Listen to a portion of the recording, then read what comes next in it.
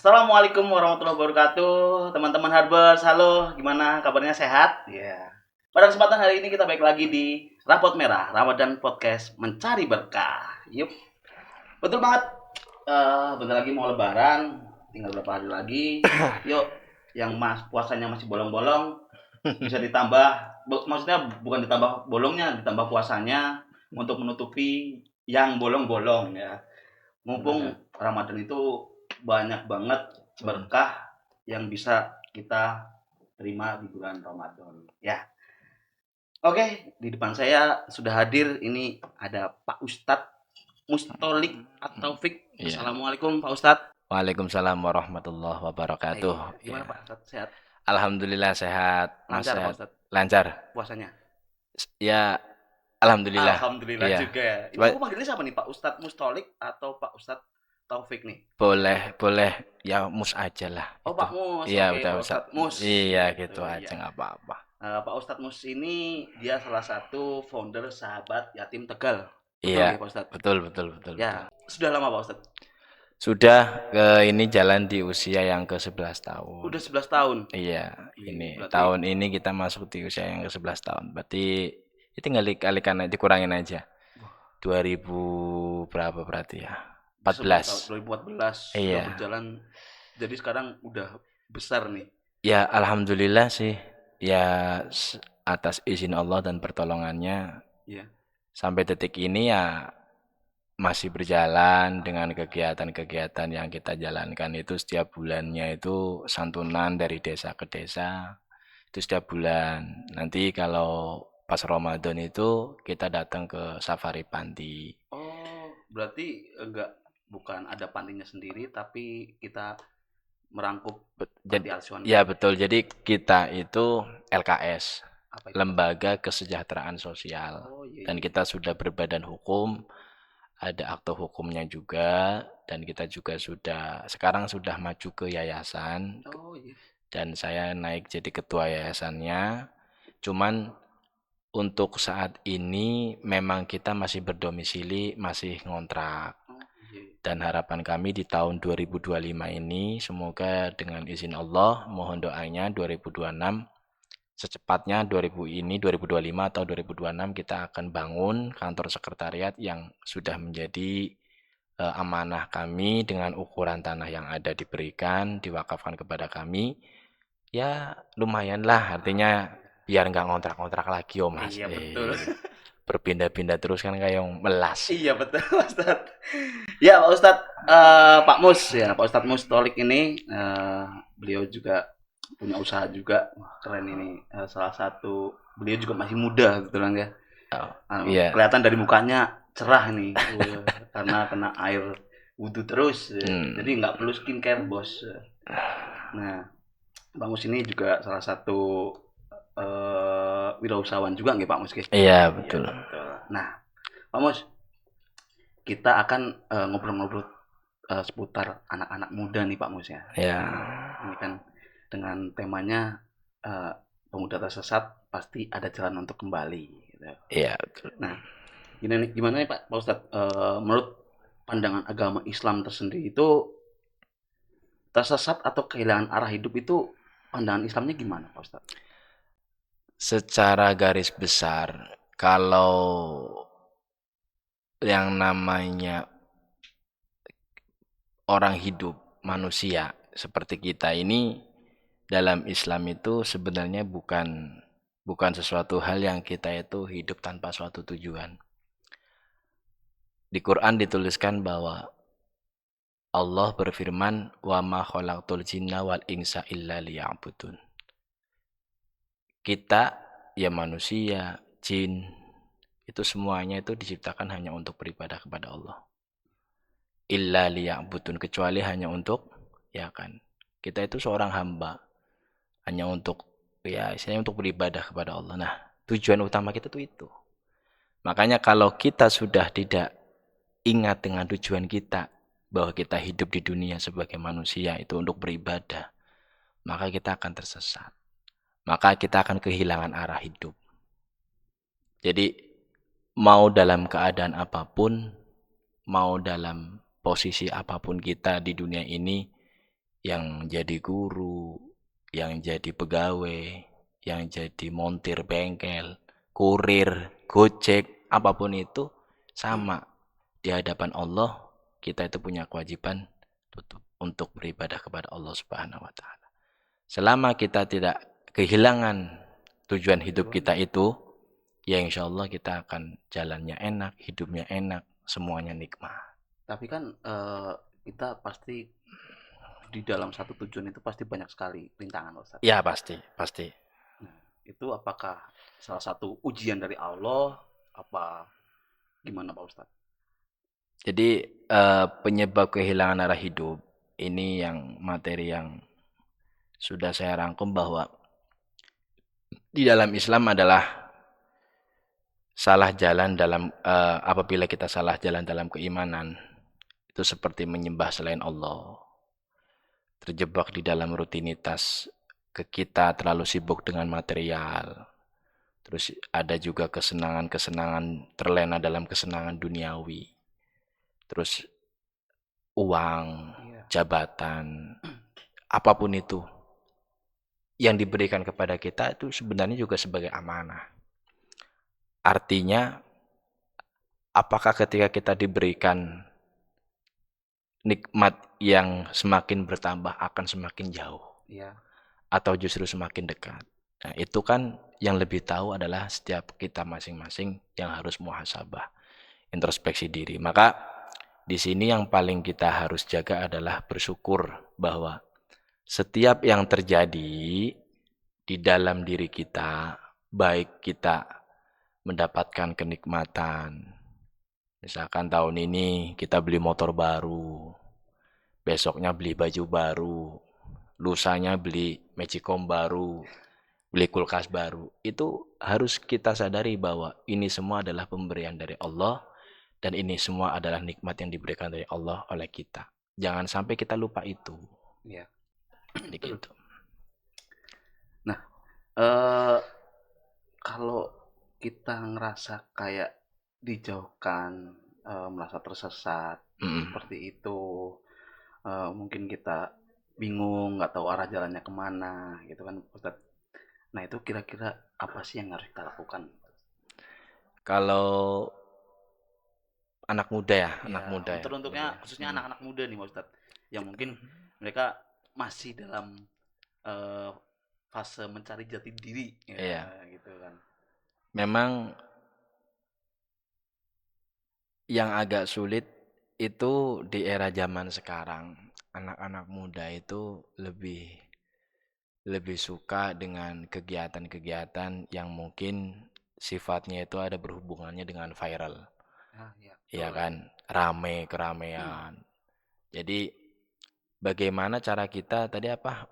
Supaya kita tidak terlena apa? Iya. Apa yang harus dilakukan supaya kita Apa nggak yang tersesat, ya gitu. sebenarnya apa yang harus kita lakukan supaya kita tidak tersesat? Itu yang pertama adalah yaitu tadi ad-dunya daruman la darolah wa maluman la malalah. Jadi kita harus sadar ad-dunya daruman, dunia itu tempatnya orang seperti kita yang awalnya kita nggak punya rumah, jadi punya rumah. Kita yang la daruman la darolah wa maluman la malalah, kita yang nggak punya harta jadi punya harta. Kenapa? Hakikatnya seorang manusia lahir dari rahim seorang ibu di atas muka bumi ini kan kita nggak punya apa-apa, Mas. Saya, sampean, jenengan, kita sama-sama lahir di muka bumi ini dengan keadaan tangan kosong. Baju pun kita nggak punya, sehelai apapun benang kita nggak punya. Alias kita tuh nggak punya apa-apa.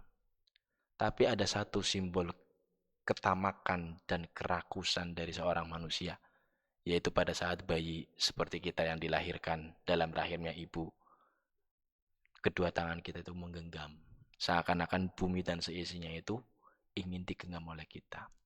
Artinya, kalau kita mengingat dalam satu hal waktu kita dilahirkan aja kita nggak punya apa-apa. Sampai di usia sekarang, masnya usia berapa, Mas? Tahun ini 30. 30. Coba sudah berapa banyak baju yang Mas punya? Aduh, nggak kehitung ya, Nggak Pak Ustadz. kehitung. ya kan? Iya, betul. Harusnya kita berpikir, dulu saya tuh lahir nggak punya apa-apa. Sekarang saya punya rumah, saya punya motor, saya punya anak, saya punya istri. Ini kalau bukan karena pertolongan Allah, karena siapa? Jadi kita tuh perlunya itu, pentingnya tuh kita itu mengingat waktu kita masih bayi aja. Gak usah jauh-jauh kita melihat yang lain. Kita waktu bayi kita nggak punya apa-apa. Dan kita akan mati pun dibawakan seperti itu. Harta yang kita punya, uang yang kita punya, motor, mobil mewah yang kita punya, nggak akan pernah dibawa mati. Kembali kita ke alam kubur pun sama dengan keadaan waktu kita masih bayi. Ana orang mas, kayaknya orang meninggal itu bawa mobilin nggak ada. Nggak ada. Iya. Emasnya dibawa, jam tangannya dibawa, Alexander Christie, Iya. HP Gucci. iPhone, Ya. ya tas Gucci. Aduh. Eh, Masa iya mau dikuburin lagi? Masa... ya ini. Jadi salah satunya adalah kita mengingat pada saat kita lahir. Itu caranya. Yang pertama itu. Dan yang kedua salah satu kita supaya tidak tersesat, kita tidak terlena jauh dari Allah, ya kita selalu ingat nabinya. Kalau kita dekat dan ingat dengan Nabi, kita sering sholawat, kita sering bertawasul kepada Nabi Muhammad, maka kita akan mengingat sosok Nabi Muhammad. Kalau kita mengingat sosok Nabi Muhammad, maka kita akan menjadikan beliau sebagai panutan dan contoh dalam hidup kita. Emang berat, tapi ya sebisa mungkin kita berusaha dengan cara yang kita mampu. Yang awalnya kita, sebenarnya kita tuh sama mas, saya sama jenengan, kita semua itu gak ada orang yang gak punya dosa. Kenapa saya bilang seperti itu? Dengan kita itu sudah ada azan jam 12. Iya. Kita aja sholatnya jam 1, setengah 2, kita sudah dosa. Mulur. Iya, itu dosa kecil loh mas. Kita nggak pernah, tapi ketika kita minta itu pengennya tepat waktu. Manusiawi. Nah iya, kita doa, ya doanya aja udah banyak banget, dimintakan semua, minta sehat, panjang umur, minta rezeki berkah, anak soleh soleha. Tapi di saat azan aja kita udah molor. Padahal cuma perintah sholatnya saja loh. Sedangkan yang kita minta itu di dalam sholat 2 rakaat doanya itu banyak sekali. Minta anak, minta istri, yang belum punya istri, yang belum punya anak minta anak, yang belum punya rumah minta rumah, yang belum haji minta haji, yang belum umroh minta umroh, yang punya mobilnya 1 minta 2, minta 3, minta 4 dan seterusnya, yang belum jadi jabatan PNS, yang belum jadi DPR, yang belum jadi semua. Yang punya istri 1 minta istri 2. Ini kode atau gimana? enggak. Oh, ungkapan. Oh, enggak, bukan. Nanti istri saya nonton lah. Oh ya, ya barangkali itu keceplosan dari hati nurani atau enggak sih, oh Pak Ustadz. enggak. Terima kasih. Oh enggak, aman. Nanti aja di belakang. Oh nanti aja sih, Pak. Oh, mungkin ini titipan dari Mas Reki atau gimana? Oh, bisa Oh, bisa jadi. Tadi Bisa. udah nitipin juga saya. Oh iya. Iya. Boleh. Ya, Jadi itu memang ininya gitu. manusiawi banget ya, Iya, kita betul. makan ya. Kita makan. Jadi ininya itu, kalau kita ingat waktu saat kita lahir aja, masnya waktu lahir, kayaknya sama deh. Masa mas lahir udah pakai baju, misalkan pakai baju merek atau apa gitu, udah Enggak bawa sih. tas Hermes atau Hermes, ya. Enggak sih. enggak, udah pakai jam tangan itu kan? Masih telanjang sih. Ya masih, kita nggak punya Polos, apa-apa, iya. nggak punya apa-apa mas. Kita lahir nggak punya apa-apa. Jadi kan sebenarnya kita hidup di dunia ini kita nggak punya apa-apa, nggak perlu yang bisa disombongkan, nggak punya apa-apa. Jadi intinya gitu, nggak perlu kita sombong. Tapi kan terkadang kayak gini Pak Ustadz. Ya. Kita nggak tahu nih kapan datangnya pertolongan dari Allah. Terkadang kan ada yang orang selalu ngerasa, aduh, Ya, makanya tubi-tubi gitu. hidayah itu dijemput mas, bukan ditunggu. Dan kalau kita tuh sadar kalau kita itu setiap waktu, setiap saat, ya kayak tadilah, dengan azan aja kita udah molor, belum yang lain. Disuruh baca Quran sehari 1 juz, jangankan 1 juz. Ayatnya terkadang nggak. Iya, kadang 3 hari sekali, bahkan seminggu sekali, bahkan mungkin Ramadan doang. Iya kan? Iya betul. Nah, makanya artinya kita sudah sangat bersyukur jadi umatnya Nabi Muhammad itu. Kita diajarkan ada istilah, kita disuruh baca sholawat, kita diperbanyak zikir, taubat sama Allah dalam keadaan apapun, yang penting kita itu mas. Kalau saya sendiri berpesan jangan pernah, selama kita gini loh, selama kita berbuat salah, hati nurani manusia itu pasti sadar bahwa saya itu berbuat salah. Pasti. Pencuri pun dia pasti jadi dia mengatakan, saya nggak pengen anak saya jadi pencuri. Saya nggak pengen anak saya seperti saya. Iya. Karena dia sadar yang dilakukan itu salah. Makanya untuk menjemput hidayahnya itu, dengan adanya dia menyadari kesalahan itu, sholat. As-sholatu imaduddin. Sholat itu tiang agama. Yang namanya tiang kalau udah roboh, Iya. gimana bangunan mau kuat, Mas? Penopangnya. Dan di kitab Irsyadul Ibad itu diterangkan apabila Islam itu kuat dengan 3 hal. Yang pertama, 3 hal ini menjadi sebuah landasan agama, landasan dasar agama Islam. Yang pertama syahadat, yang kedua sholat, dan yang ketiga puasa. Nah ini Mas, yang kita syahadat udah, sholat. Bolong-bolong. Nah ini, kalau kita sudah berani meninggalkan sholatnya, kita aja sudah ditinggalkan, artinya kita sudah membuat kekacauan di dalam diri kita. Itu awal dari kehancuran dan hilangnya arah tujuan hidup kita. Karena kita sudah. Makanya sesibuk apapun 5 menit, Mas. Kita kadang Mobile Legend, mabar, FF, ya kan? Main HP Iya, jam-jaman. makanya saya sih intinya gini, ini eranya digital. Anak muda sekarang saya lebih silakan main game daripada nyelot. Silakan main game daripada narkoba. Tapi satu, waktunya sholat. Udah paling 5 menit. Orang ibadah sholat 10 menit aja udah luar biasa, Mas. Udah paling pol wis. Kasih. Iya, wis top nemen wis. Iya, wong se RT kan itu. Iya, memang. Jadi memang harus, artinya kontrolnya di situ. Jadi satu, tadi ingat bayi, kedua jangan waktu saat lahir kita nggak punya apa-apa, dan yang kedua kita jangan tinggalkan sholat. Insya Allah ya. Nah, ada nggak sih Ustaz tanda-tanda orang yang lagi tersesat itu kayak kehilangan arah itu biasanya kayak gimana? Iya, ciri-cirinya banyak Mas. Mungkin harta itu ujian jelas ya. Ketika ini kan lagi rame Ramadan, online shop tuh lagi luar biasa. Ada yang sehari dikasih order sampai sekian ribu, 500 piece, 1000 piece, 2000 piece, 3000 piece. Tapi ya itu tadi, ingat nggak, di balik semua orderan itu sebenarnya ada pertolongan. Iya, makanya kan ciri-cirinya ya udah itu tadi.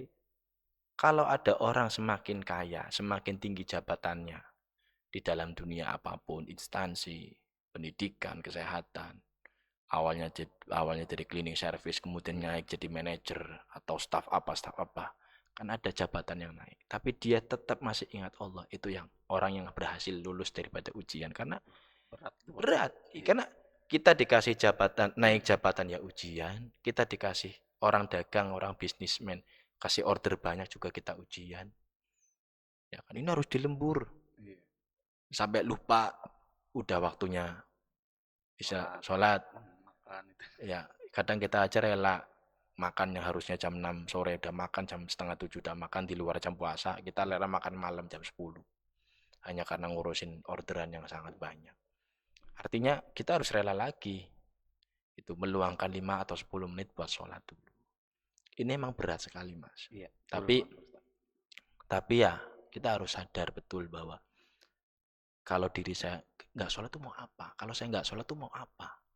Dan ingat, ini saya pesan buat para pemuda ya. Iya. Seberapapun kita bangun siang, jam 6, jam 7, jam 8, jangan malu sholat subuh. Oh, enggak apa-apa Ustaz. Ya kodok Mas. Oh, kodok. Iya dong. Jangan kemudian kita bangun tuh seakan-akan harus kelewat. Oh boleh Pak Ustaz, misalkan Besok kita aja bangun boleh. maksimal tuh jam setengah 7 lah. Iya, memang kalau memang itu unsurnya kan nggak sengaja. Iya. Bener-bener kita mungkin kecapean, atau memang pas sendirian di rumah, atau memang masih single, atau memang ada istrinya tapi istrinya juga lagi uzur. Terus memang bener-bener nggak ada yang ngebangunin, dan ini sama-sama bangunnya siang. Ya udah, ketika bangun itu sholat langsung. Sholat subuh tapi di waktu duha. Akhirnya kan subha. Subha. Subuh di waktu duha. Iya. Ya boleh Mas, karena kan tetap dalam satu hari kewajiban kita ya lima waktu. Iya. Bukan berarti ketika kita bangun kesiangan terus kemudian subuhnya ditinggal. Itu nggak gitu. Tetap kita punya kewajiban subuhnya tetap dilakukan walaupun bangunnya kesiangan. Masih dapat toleransi lah ya. Ya, itu kan faktornya karena tadi. Ketiduran. Ya, karena tadi. Iya. Faktornya ketiduran dan memang tidak disengaja. Ya kalau memang jam 5 kita masih melek mending sholat dulu baru Iya. tidur ya. Iya. Gitu Tapi kan. bukannya itu sholat Apa? tahajud apa Ustaz? Kita harus tidur dulu baru Oh sholat. enggak, itu enggak. Sebenarnya sih enggak ada istilah hal yang mengatakan di dalam keterangan para kiai ataupun ulama itu kalau habis witir Iya. itu harus tidur dulu. Nanti kalau nggak tidur itu sholat tahajudnya nggak sah, itu nggak ada. Cuman lebih baik ya tidur dulu. Oh, Lebih baik. Jadi sekalipun kita nggak sempat tidur, terus kemudian bangun melek dalam keadaan melek tadi udah terawih, sudah witir, tapi jam 2 malam, jam 3 malam kita mau tahajud ya nggak apa-apa. Makanya kalau sadar dirinya mau begadang, mau iya. tidak tidur, mending terawihnya aja, witirnya nanti. Oh, berarti nggak apa-apa nih. Ya Wah, apa? cocok banget buat teman-teman mungkin yang Iya. senang mabar sampai malam, Iya. nungguin sahur atau apa. Iya, boleh. Makanya kan intinya gini buat teman-teman pemuda-pemuda, Iya. silakan mabar, main Mobile Legend, main Iya. FM. Boleh, silakan. Yang penting sempatkanlah 5 waktu. Sempatkanlah 5 menit, 10 menit. Iya. Kalau kalian pegang HP aja kuat berjam-jam, apa 5 menit, 10 menit buat ketemu sama yang buat istilahnya curhat sama yang punya hidup. Kalau anak muda sekarang yang punya hidup sama Tuhan, Iya, sama betul. Allah gitu. Curcol dulu lah. Curcol, kita punya hajat apa? Orang tua kita doain. Masa iya Mas, kita hidup cuma mobil legend tok kayak gitu kan. Masa iya Mas, kita hidup cuma sekedar main game tok. Kapan kita punya waktu buat ngirim doa buat orang tua, apalagi udah meninggal. Ya di waktu sholat. Mau Fatihah itu paling 2 menit kok. Ya kan? Apa susahnya kita mendoakan orang? Coba kita dipikir aja, saya ingat perkataan saya. Ini pun buat diri saya sendiri. Iya ya, padahal baca Fatihah itu cuma 2 menit. Kirim Fatihah buat orang tua cuma 2 menit. Buat nenek, buat kakek paling cuma 2 menit. Buat keponakan, buat adik yang sudah menit paling 2 menit. Apa susahnya? Kita hidup dikasih waktu 24 jam Mas dalam satu hari. Udah pilih, habis sholat selesai. Khususon ilah bapak saya, almarhum bapak ini, almarhumah ibu ini, Al-Fatihah. Semoga Allah berikan nikmat kubur, amin. Al-Fatihah. Udah gitu aja. Kalau kecuali kalau kita lebih baik ya kita pakai bahasa Arab. Ini kan kita lagi berbicara kontekstualnya untuk umum. Iya, betul. Yang mungkin basicnya banyak yang nggak lurus pesantren, yang nggak tahu bahasa Arab gitu. Bukannya kita merendahkan, artinya kan loh, ini istajib lakum. Allah itu kan berfirman kan, berdoalah kepadaku maka akan aku kabulkan. Tapi tidak ada konteks yang mengatakan berdoalah dengan bahasa Arab. Iya, betul. Nggak ada Mas, dibuka Qur'annya. Iya. Nggak ada. Artinya ya orang Cina yang muslim pun doanya pakai bahasa Cina. Yang nggak tahu bahasa Arab. Betul. Orang Amerika yang masuk muslim, ya kan, yang jadi muslim dan dia belum bisa bahasa Arab, ya doanya pakai bahasa Inggris. Iya. Loh, Allah itu kan maha mendengar. Yang namanya maha mendengar, bahasa apapun Allah lebih tahu. Apalagi hambanya yang nyiptakan, yang diciptakan. Ya pasti lebih tahu. Kono rasan dong apanya ngerti kayak gitu. Hatimu ku pengen apa? Pengen bojo maning. Jadi guyon Mas. Ada antara ujian sama rezeki itu tipis. Tipis. Jangan dikira itu enggak apa ya, justru hati-hati Mas, istidraj. Ada konteks di dalam agama Islam namanya istidraj. Ada istilah namanya istidraj. Ini orang nggak pernah sholat, tapi rezekinya lancar terus. Nah, itu Pak Ustaz. Ada yang kayak gitu Pak Ustaz. Ora pernah zakat, terkenalnya bakhil Pak Maning. Sedekah ya ora. Intinya terkenalnya bakhil, wis bakhilnya naudzubillah. Sholat nggak pernah lihat, bahkan nggak pernah ke masjid. Rumahnya bagus, mobilnya banyak, motornya mewah. Moge. Ini namanya istidraj. Allah udah nggak istilahnya gini, istilahnya kayak wis orang mikiri, Gusti Allah kayak wis orang lirik, wis orang disapa karo Gusti Allah. Allah aja udah nggak mau nyapa. Dia udah hilang dari hidayahnya. Dia udah jauh, sangat jauh dari Allah. Diberi nikmat terus. Tapi kalau ditegur, misalkan nih, ada juragan bos. Ini contoh saja, jangan tersinggung. Contoh ya, contoh. Contoh ini ada, Disclaimer ini ya ini contoh. contoh. Misalkan di konveksi aja, saya kan di bidang konveksi mas. Ada orang punya toko bos fashion misalkan, banyak sekali cabangnya. Nggak pernah sholat pada ini, dikasih ujian, tokonya kebakaran, ya kan?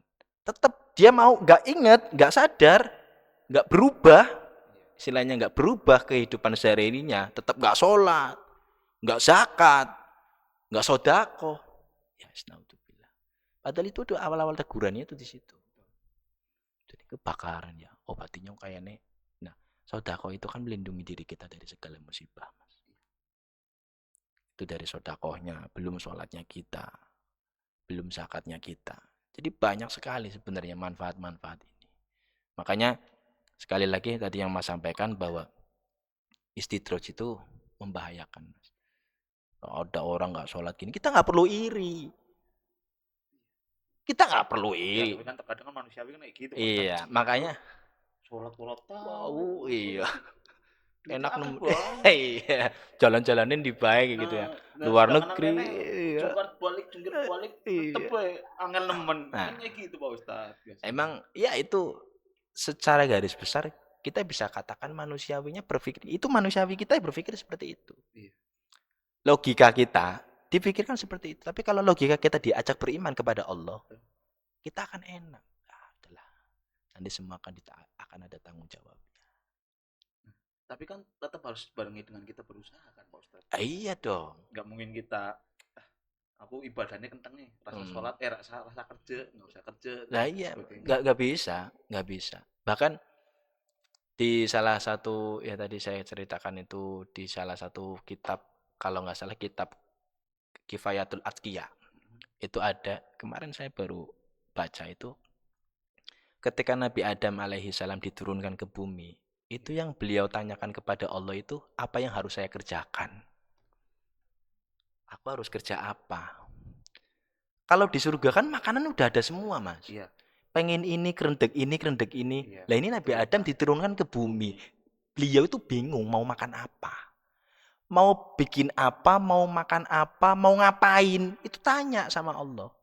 Yang harus aku lakukan itu apa? Aku harus kerja apa? Iya. Bahasane nyong karo sampean kayak nyopan apa kayak Gusti? Nyong kongkon apa? Nyopan ngelakukan kehebean apa? Jadi bukan ya, Nabi Adam di bumi kerja, cari rezeki, mas. Iya. Buat kebutuhan hidup. Buat kebutuhan karena apa? Ya ini bukan surga, ini bumi. Betul. Yang kemudian kita kerendek mutu, pengen jangan asem, Iya. pengen buah ada di depan kita. Boleh buka istilah kalau kita sakti ya. Iya. Ini jangan bicara mujizat atau karomah, jangan cerita mujizat atau karomah. Ini di luar. Ini kelasnya kita kan kelasnya makom kasbi. Kasbi itu pekerja lah. Kasib. Udah korporat. Iya. Densus 88. Iya. Cocok. Pelatihan khusus nggak wani nampan. Kalau enggak, kita kan sama-sama dosen. Madosi persen. Oh iya. Nyari persenan. Iya. Ini bercanda, ini singkatan saja. Jadi sebenarnya kita ya sama, mas. Kita sama. Lah kita perut kita lapar, kita harus ngapain? Makan. Makan. Makan itu mau dari mana? Bisa kita cari di sawah, bisa kita cari uang, kemudian uang itu buat beli, cari di sawah, contoh cari sayur-sayuran. Ya tapi kan zaman Nabi Adam kan belum ada uang kan? Ya, enggak ini contohnya, ya, contoh realnya saja. Realnya. Kalau kita itu di hutan atau di mana. Iya. Artinya kan kita harus ada usaha. Supaya perut itu kenyang. Iya. Walaupun konteksnya itu penjabarannya banyak. Dengan cara kita mau masak, mau makannya nasi, mau makannya sayur, mau cari buah. Ya kan? Aku tak buah aja wis, cari orang yang punya pohon mangga, punya pohon jambu, minta gini-gini. Kalau misalkan di hutan kan kita nggak tahu pemiliknya gitu kan. Iya. Kita asal cari aja. Kan ada usahanya untuk mencari. Jadi itu yang tadi masnya sampaikan tadi apa? Di situ adalah kita harus tetap berusaha. Tetap berusaha. Jadi sama, kita pun harus berusaha supaya kita tidak apa tadi namanya tersesat. Kita tidak kehilangan arah dalam hidup. Kita harus berusaha di saat-saat intinya selalu diingatkan dengan waktu kita sholat. Jam 1 turun sholat. Jam 3:30, jam 4 sore, jam 5. Kita harus selalu seperti itu. Nggak usah ngingetin orang, diri kita dulu. Iya, itu susah banget. Iya, kita harus untuk diri kita dulu wis. 4:30 aku terus sholat. Wis aku. Walaupun teman-teman juga sholat tuh. Oh, gampang, oh gampang. Udah nggak usah mikirin orang lain, yang penting kamu udah ngajak. Diri kamu sendiri dulu. Nanti insya Allah dengan adanya kamu sudah diri kita sudah memberikan contoh, sudah memberikan yang terbaik buat diri kita juga. Insya Allah ada keberkahan. Ada rahmat Allah turun sehingga bisa memberikan hidayah di lingkungan kita. Kan gitu, Mas. Bukankah setiap kebaikan itu akan menurun? Wa mal misqala dzarratin ya dari khairu yaro syarru yaro. Ya, walaupun kecil apapun kita berbuat baik, kebaikan itu akan kembali kepada kita. Kita berbuat buruk, keburukan itu akan kembali kepada kita juga. Pak Ustadz, misalnya gini Pak Ustadz, kayak saya pun istilahnya sama Allah tuh jauh Pak Ustadz. Pada saat Ramadan ini bisa nggak sih kita untuk memperbaiki hubungan kembali sama Allah? Bisa. Untuk ya itu tadi Mas, makna dari puasa itu apa? Makna dari puasa itu kan ngempet. Puasa itu kan menahan, ngempet. Cara wong Jawa iki ngempet. Puasa itu hakikatnya kita itu untuk ngempet. Dari kita waktu azan subuh ya, imsak kan ya, tandanya kan imsak. Kita udah nggak boleh makan, harus menahan makan, menahan minum, dan nggak cukup di situ. Istri kita aja yang halal harus kita tahan. Nggak boleh kita datangi, pahamlah maksudnya, di saat siang. Artinya apa? Artinya di sini kita sudah tahu bahwa hakikatnya orang berpuasa adalah untuk menahan diri dari hawa nafsu. Apapun itu, makanan, minuman, kebutuhan rumah tangga, emosi, kayak gitu. Nah, dari situ tadi supaya kita di dalam Ramadan ini bisa lebih dekat dengan Allah. Nah itu, kita diberikan bulan namanya bulan Ramadan tuh Syahrul Mubarak, bulan yang penuh keberkahan. Kenapa dikatakan keberkahan? Satu-satunya bulan yang masuk di dalam bulannya ada diturunkannya Al-Quran, kitab suci Allah. Itu di bulan Ramadan pertama. Yang kedua, bulan di mana semua pahala dilipat gandakan. Ya Mas, bahkan bau mulutnya orang yang berpuasa saja dikatakan di hadapan Allah itu bagaikan minyak misik atau minyak wangi yang luar biasa. Bahasa kita tuh misik lah. Ya. Nah, sedangkan kalau menurut manusia kan cangkemnya mampu, Mas. Bau mulutnya aja itu sudah sangat indah. Artinya sudah diberikan keistimewaan di hadapan Allah. Apalagi ketika kita baca Al-Quran. Apalagi kita sedekah, bikin takjil, bagi-bagi takjil, bikin iftar bikin masakan buat berbuka orang yang sedang berpuasa. Barang siapa yang memberikan makanan untuk berbuka kepada orang yang sedang berpuasa, itu ada hadis Rasul, maka pahalanya orang tersebut pahala dari sedekah tersebut sama dengan orang yang sedang berpuasa. Itu memberikan Pak Ustadz. Itu memberikan saja. Kalau menyiapkan Pak Ustadz. Ya itu konteksnya mungkin sama mungkin sama, cuman beda pahalanya saja mungkin. Itu yang kita memberikan. Artinya mungkin kan maksudnya jenengan yang memberikan siapa tapi jenengan cuma bagiin aja gitu ya. Yang masak siapa, yang bagiin siapa, ya donaturnya siapa ya gitu. Ya mungkin adalah kita tetap dapat pahala. Allah itu enggak ya sepelit kita ya. Yang jelas enggak sepelit kita. Jadi pada dasarnya Ramadan itu kesempatan kita untuk lebih dekat dengan Allah. Itu kesempatan buat kita. Jadi 11 bulan ini kita tuh sudah dikasih, 11 bulan ini kita udah lang-lang buana mah sudah kesana kemari. Makanya di Ramadan ini sebisa mungkin kita jangan lupalah, artinya puasa ya kita lakukan, ya kan, baca Quran walaupun sehari 1 ayat, syukur-syukur berapa juz, ya kita proses sesuai kemampuan kita lah. Kita repot, kita sibuk, ya 1 ayat, 2 ayat, 3 ayat. Lebih baik walaupun tidak sama sekali. Tapi kayak waktu kita pulang naik motor gitu nggak apa-apa Ustaz? Nggak apa-apa. Kalau memang hafal nggak apa-apa. Di halaman berapa, di juz berapa silakan. Baca juz surat apa. Orang di parkiran aja sebenarnya semua niat Mas. Orang saya itu pernah mencoba waktu dalam perjalanan saya di bidang konveksi, saya kirim ke pelanggan konsumen saya ke Pemalang. Istri saya aja dari Tegal ke Pemalang itu 1 juz. 1 juz di mobil. Pak Ustadz nyetir, Iya, saya nyetir, istri saya ngaji. istrinya yang ngaji. Iya. Artinya itu dengan durasi waktu setengah jam itu kita mampu 1 juz kalau memang senggang, kalau memang ada waktu. Artinya kan sebenarnya kita kalau nyempetin 5 menit aja udah banyak, Mas. Iya. 10 menit aja udah banyak. Kadang kita ya itu tadi, semua itu pola pikir kita, Mas. Kita bisa mampu nge-game sekian lama jam. Kita bisa nongkrong di kafe berjam-jam loh. Sampai joke loh. Iya sih. Snacknya habis nambah lagi. Tapi secara akal, kalau kamu pulang langsung wudhu ambil Quran 5 menit aja nggak apa-apa, Mas. Dipaksa itu. Semua kebaikan kalau nggak dipaksa susah, Mas. Betul. Tapi gini Pak Ustadz, berkaca dari diri saya sendiri nih. Iya. Yang Contoh. notabene orang yang agamanya masih kurang banyak. Iya. Agak takut Pak Ustadz. Barangkali ada yang salah. Kita bisa baca nih. Oh, Al-Quran. baca Qurannya, Iya. ya. Entah itu dari pelafalannya atau Iya, lafadznya, makhrajnya, ada yang salah. tajwidnya. Ada ketakutan seperti itu. Pak. Iya. Makanya saya kenapa nyari istri yang pondokan gitu. Oh ya, bagus. Semoga menjadikan keluarga yang sakinah. Amin. Ya, amin.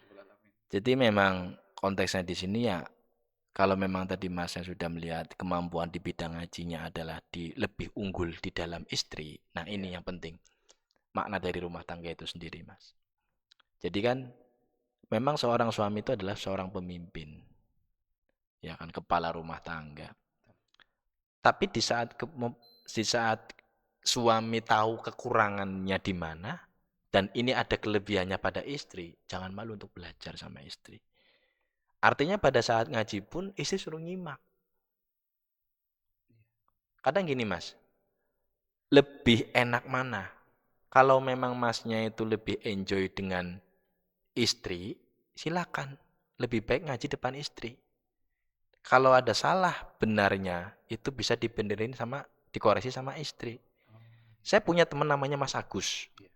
Istrinya orang PAI, komplek PAI. Rambutnya juga sama, semiran, pemuda. Dia udah punya anak 2, Mas. Dia malu, Mas. Anaknya ngajinya lancar repor, dia malu. Datang ke rumah saya minta kursus ngaji. Jadi artinya, semua itu kita bisa berusaha. Ketika kita punya kemauan untuk belajar, dengan siapapun kita bisa. Kalau Masnya enjoy dengan istri, lanjutkan dengan istri. Masnya punya adik pesantren, lanjutkan dengan adiknya. Nggak perlu dengan ustadz si A, kiai si A, si B. Kalau memang ada di keluarganya dan mau, silakan teruskan. Tapi kalau memang adiknya nggak bisa, nggak ada waktunya, sebenarnya bisa. Kakaknya bisa, istrinya sebenarnya bisa, tapi repot ngurusin anak ini. Ya udah ngaji ke Pak Ustadz. Mungkin lebih ke malu sih Pak Ustadz. Ya, tapi kan ini konteksnya gini, Mas. Malu tapi kita nggak bener. Iya. Lebih baik malu tapi kita bener. Gitu loh. Artinya gini. Loh wong ngaji daripada salah terus. Iya. Lebih baik kan kita lebih baik telat daripada nggak sama sekali. Iya. Jadi konteksnya makanya saya bilang, Mas kalau memang malu kalau ngajinya sama orang banyak kan malu, makanya private. Nah itu tadi. Ya wis namanya juga private. Ya, betul Pak Ustadz. Nggak ada sesuatu hal yang gratis. Ya. Artinya kan kalau kita berkorban untuk di jalan Allah, ini kan agama Allah. Betul. Itu maksudnya jihad nggak Ustadz? Jihad. Dan pasti diganti. Pasti diganti. Kita udah dikasih contoh, Mas. Iya. Kita punya orang tua, suami sama istri. Orang tua kita bapak sama ibu. Dari dulu, bahkan orang-orang zaman dulu kan maaf. Iya. Pendidikan lebih rendah daripada orang zaman sekarang. Tapi untuk menghidupi anaknya sampai pesantren, sampai kuliah pada mampu. Iya, anaknya banyak lagi. Anaknya banyak. Iya. Saya 9 bersaudara, Mas. Dan 9-9-nya itu semua alhamdulillah pesantren. Semua pesantren. Yang 7 laki-laki, yang 2 itu perempuan. Bukan saya mengatakan keluarga saya hebat, tapi orang tua saya yang hebat. Artinya kalau kita itu kalau kita sudah diniatkan untuk mencari ilmu, pasti ada aja rezekinya. Kalau Masnya memang aku mau kursus aja sama Habib ini sama Kiai ini, silakan. Mas kan yang lebih tahu. Iya. Di kompleknya Mas ada ustadz Iya. yang bisa ngajar ngaji.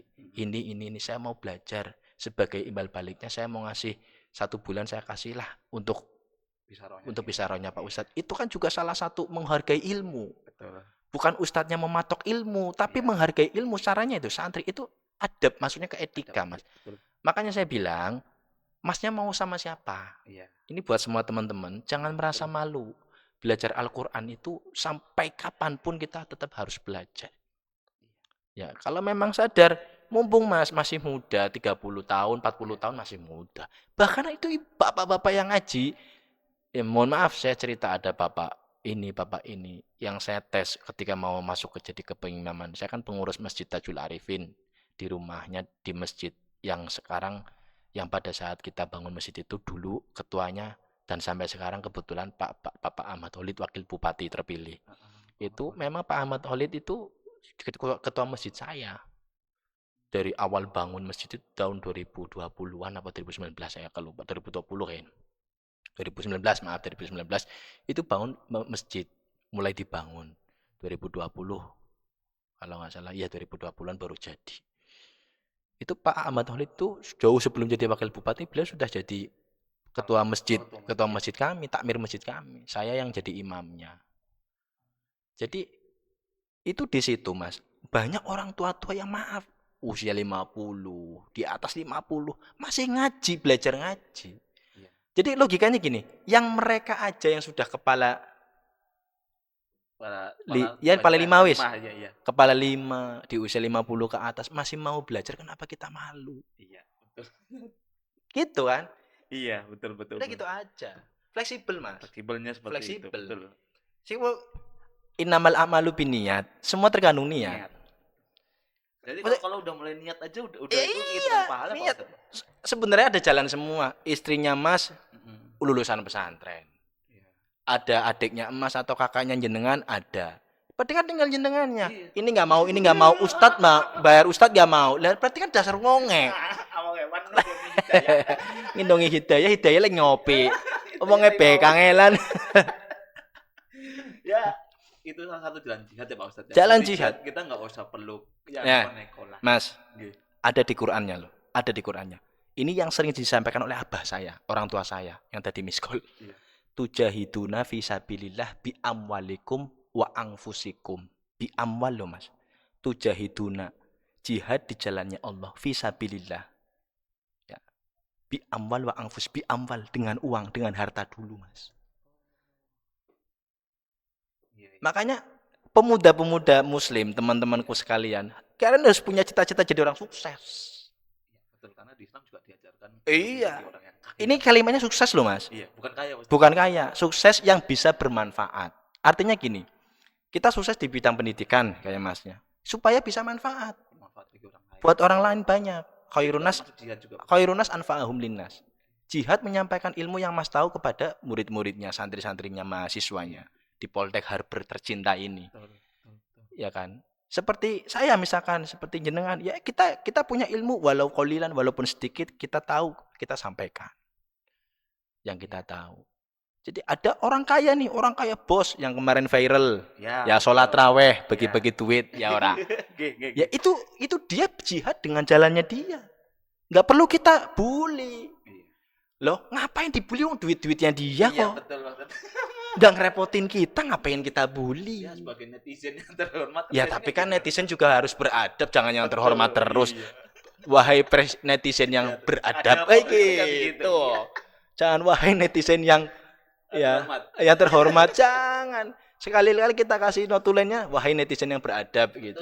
Terkadang kita lebih pandai lebih pandai mengkoreksi dan menilai orang lain daripada diri. Itu padahal hal baik, ngapain diomong? Kecuali ada orang lagi sholat raweh disuruh pulang, disiram air, diusir, itu baru kita ngomong. Lah orang sholat raweh dikasih uang ya uangnya dia. Kita berarti itu nggak ikhlas Pak Ustadz gini. Loh, ikhlas itu di hati. Tapi kan itu kan bisa bikin influence sama orang-orang nih Pak Ustadz. Ya saya ngelakuin sebuah kebaikan gitu. Iya itu kan bisa jadi contoh kan. Sekarang gini Mas, Kalau mau bicara ikhlas-ikhlasan sekarang saya mau tanya gini. Gimana Islam mau maju Mas kalau semuanya harus dengan dasarnya ikhlas? Nah, itu Pak Ustadz. Ya kan? Kita punya masjid. Udah biarin aja. Listrik nggak usah diurusin ini. Masjid ibadah rumahnya Allah. Mesti ada yang ngurus lillahi ta'ala. Ya nggak bisa. Harus ada pengurus. Dibikin setiap bulan listrik itu pengeluarannya berapa. Buat gaji marbot gimana. Buat kebersihannya. Kan harus ada sistem. Iya, setuju nggak? Setuju nggak? Ya iya. Setuju. Jadi nggak bisa kemudian kita itu ikhlas. Itu yang terawih berarti kan berharap dapat imbalan. Bukan karena Allah. Lah kamu tahu enggak? Isi hatinya orang tuh biarkan Allah sama hambanya yang ngurusin. Ternyata memang oke lah, naudzubillah min dzalik. Mungkin ada yang memang dari rumah niatnya supaya dapat uang itu. Giliran nyampe sana orang keduman duite. Kita mau ngomong apa? Kita mau gantiin. Ya, sekarang gini Mas. Contohnya lagi. Kita mau kasih contohnya lagi. Kalau saya bilang ada istilahnya orang yang bekerja keras yang di pinggir jalan lah. PKL, pedagang kaki lima, ilegal. Misalkan ini tanah ya bukan punya siapa-siapa, pokoknya tanah kosong langsung ditempatin aja. Kemudian kita ngatain yang nggak benar, oh dasar sampean ini nggak halal ini.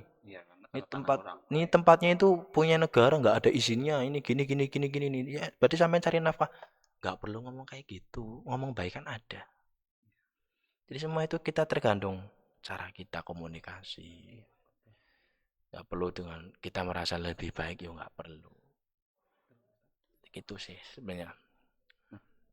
Untuk bagaimana sih cara kita biar tetap istiqomah di jalan Allah itu? Kita supaya tetap istiqomah di jalan Allah setelah kita balik lagi kembali jalan yang tersesat nih Pak Ustadz. Kan pasti kan ada ujian lagi nih. Kita udah lagi lurus-lurusnya nih. Nanti ada tujuan apa gitu, ada sentingan-sentingan apa, ini kita bisa belok lagi. Semakin tandanya kita, kalau saya maknanya ini untuk anak-anak muda, tandanya Allah sayang sama kita, ya kita kasih ujian. Ujiannya apa Pak? Sakit? Apapun, dari sakit, mungkin naudzubillah min dzalik ya, mungkin ada barang yang hilang, mungkin uang hilang di jalan. Maaf Pak Ustadz, itu kemarin Pak Ustadz saya Pak Ustadz. Iya, gimana? Uangnya hilang? Enggak. Jatuh dompetnya? Berarti puasa awal-awal pas minggu lalu lah. Itu hari Senin itu. Saya itu termasuk orang yang puasanya bolong-bolong. Awal kemarin tuh full. Langsung kasih cut Pak Ustadz. Asam lambung. Itu baru pertama kali saya masih asam lambung. Iya. Itu tandanya apa Pak Ustadz? Apakah itu ujian kasih? Iya. Itu kita puasa. Padahal gini Mas. Wasumu tasyahu. Ada 7 faedah menurut Rasulullah. Itu ada 7 faedah. Orang yang berpuasa akan mendapatkan 7 faedah ini. Nomor 1, wasumu tasyahu. Maka berpuasalah kalian semua, tasyahu, maka akan saya berikan kesehatan. Ada satu dokter di Jepang, namanya saya agak lupa. Itu bahkan istilahnya secara ilmu praktek itu apa sih ya? Meneliti dalam penelitiannya, orang yang sedang berpuasa dan sama orang yang tidak berpuasa itu beda sekali di dalam tubuhnya. Jadi sebenarnya puasa itu kan karena apa gini Mas? Tadi kan saya bilang, puasa itu kan menahan kita dari makanan dan minuman. Itu secara dohirnya. Hakikatnya kan kita nggak boleh emosi, nggak boleh hasut, nggak boleh iri, nggak boleh ini. Karena kita makna dari puasa itu ngempet, menahan. Ngempet ke dimpet. Pan jengkel, lagi puasa. Pan kerasa nih wong lagi puasa. Pan ngomong kasar, wih kun, lagi puasa. Pan sewot, lagi puasa. Wis jam 2 siang aja Mas, kalau kita ke Indomaret atau kemana, beli susu, motor serembet baik, wis pengennya jengkel. Iya betul Pak. Lagi panas-panasnya, wetenge ngelih, hawane emosi. Sampai kita ke warung makan aja kalau mau bukber jam 5, setengah 6, rame, belum dapat makanan, kita udah pengennya emosi, iya enggak? Setuju enggak? Naluri kita seperti itu. Nah itu. Makanya tadi yang saya sampaikan adalah ketika kita wasfasumu tasihu, puasa itu akan memberikan kita itu padahal kesehatan. Kenapa? Karena satu, segala macam faktor kerusakan atau penyakit di dalam tubuh kita itu dari makanan. Oh, berarti makannya yang Iya, Mas. Harusnya kita tuh sadari loh. Iya. Oh, berarti saya yang salah. Nah, makanya ya, Makannya. makanya gini, Mas. Ini dengarkan lagi ya. Pemuda-pemuda Gen Z milenial nih, denger ini. Kita itu sudah disuruh menahan makan, ya kan? Menahan lapar dari waktu imsak, bahkan azan subuh. Berapa jam, Mas? 12 jam. Kurang lebih seperti itu. 12 jam ya. Kita taruhlah 12 jam. Tahu-tahu buka itu kita borong semua, Mas. Seblak tuku, sempolan tuku, es dawet tuku, es campur, es teh ya, teh kotau, es teler, es duren. Iya, tukune kabeh. Mlebu weteng kabeh, priben ora penyakit, Mas. Padahal hakikatnya kita kan puasa itu disuruh ngempet. Kan bisa sebenarnya kita jadwal, Mas. Hari Senin sayur asem sama es buah. Hari Selasa es jahe sayur lodeh sama es dawet. Lah, nggak apa-apa. Saya bilang gini, khawatirnya begini, Mas. Akan jadi konteksnya itu jadi dosa. Kalau kita sudah beli banyak tapi nggak dimakan malah dibuang, itu mubazir, jadinya dosa. Iya, betul, Pak Ustaz. Tapi kalau kita belinya 2, 3, kalau habis nggak apa-apa. Beli 1 es dawetnya tapi nyongelin teman Pak Ustadz, tukune loro. Kalau habis nggak apa-apa. Ini kan yang repot kadang nafsu kita yang nggak kekontrol, Mas. Geri bukane tok ditukuni kabeh. Iya, padahal mancul wis ada. Lah itu es dawet di toko, ya kan? Nafsu, Pak. Iya, jadi kita itu terlalu saking bahagianya pan buka tapi berlebihan. Makanya kan sesuatu yang berlebihan itu nggak baik.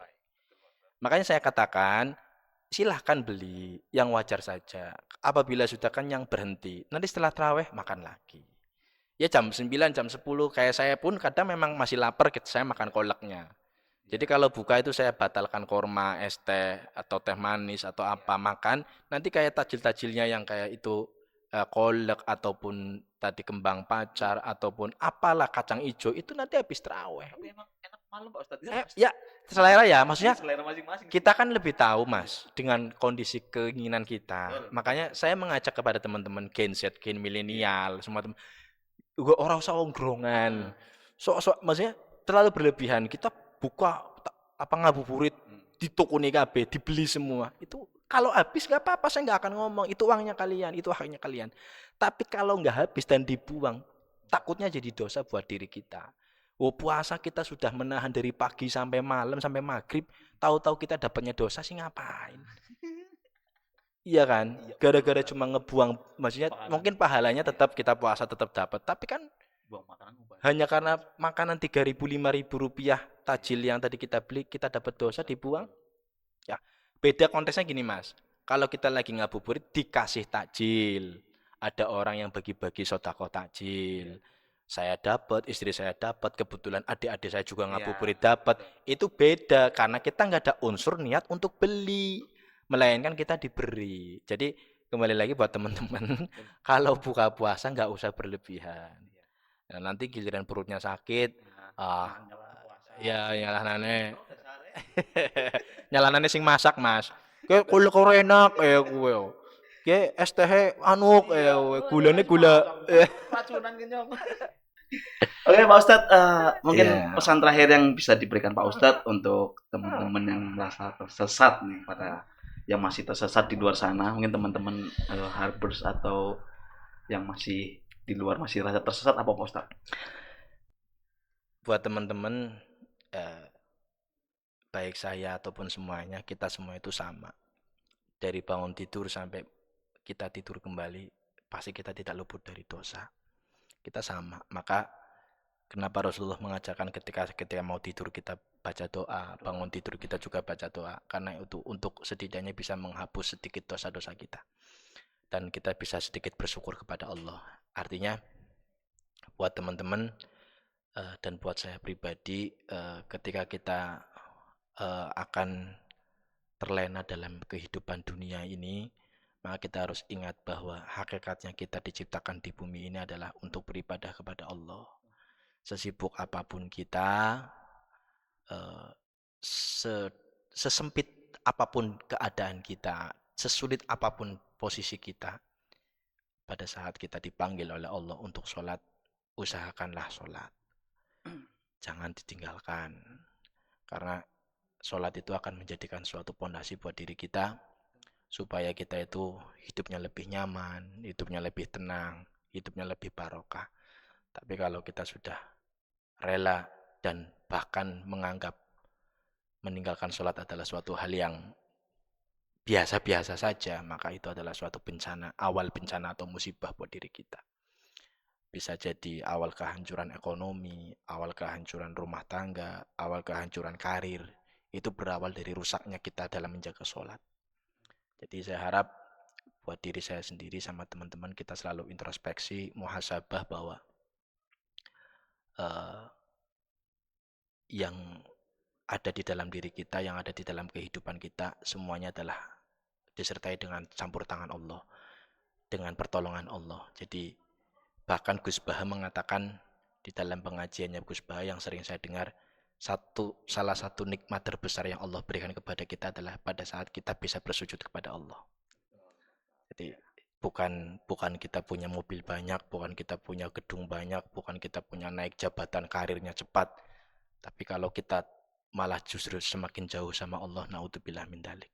Jadi kembali lagi bahwa hakikatnya kita diciptakan di dunia ini adalah wa ma khalaqtul jinna wal insa illa liya'budun. Kita itu sama, yang mahasiswa, yang dosen, yang pegawai, yang pengusaha, pedagang, apapun itu kita sama. Semua kita dapat perintah yang sama. Jenengan sholatnya 5 waktu, saya 5 waktu, bukan jenengan 7, saya 4. bukan bukan ada ustadz, kalau ustadz cuma tiga waktu nggak ada, kalau Habib nggak ada diskon, promo Ramadan tuh nggak ada. semua sama jadi kita harus ingatlah bahwa kehidupan di dunia itu hanya sementara ya, juga kita saling mendoakan ya buat teman-teman. Saya juga minta doanya bahwa dalam perjalanan ini bukan hal yang mudah. Artinya kita juga butuh doa dari teman-teman, perlindungan dari teman-teman, bahwa pentingnya kita saling mendoakan sesama muslim, karena al-muslimuna wal muslimuna ikhwani, semuanya adalah saudara kita. Orang muslim, perempuan, muslimun wal muslimat, semuanya adalah saudara-saudari kita. Jadi kita doakan semoga teman-teman yang masih dalam kebingungan dalam arah hidup, tadi saya ingatkan, ora usah nyelot. Sesulit apapun ekonomi kita, slot bukan solusi ya, tapi sholat. Bukan slot tapi sholat ya. Ya, betul banget ini Pak Ustadz ya. Salah satu apa yang harus kita ingat tentang kasih sayang Allah adalah bagaimana hal itu menginspirasi kita untuk terus berusaha kembali, dan yang pasti supaya di bulan Ramadan ini kita tetap menjadi insan yang beriman dan bertakwa tentunya. Terima kasih ya. Pak Ustadz Mustolik Ataufik udah ya. datang ke Poltek Harbor. Ya, sama-sama. Semoga apa yang Bapak sampaikan tadi bisa berguna untuk pemuda-pemuda tersesat dimanapun, termasuk saya. Sama-sama ya. Jadi ini ada terakhir di dalam Quran surat Al-Baqarah ayat 197. Allah Subhanahu wa taala berfirman, "Wa tazawwadu fa inna khairaz zati taqwa." Berbekallah kalian semua karena sesungguhnya bekal yang terbaik adalah takwa kepada Allah Subhanahu wa taala. Jadi kata-kata hari ini adalah apa Pak Ustadz? Bertakwalah kepada Allah Subhanahu wa taala. Hidup bingung, arahnya bingung, bukan slot tapi sholat. Terima kasih Pak Ustadz Taufik ya. Teman-teman, kita ketemu lagi di Rapot Merah Ramadan Podcast Mencari Berkah di episode yang akan datang. Terima kasih. Assalamualaikum warahmatullahi wabarakatuh. Waalaikumsalam warahmatullahi wabarakatuh.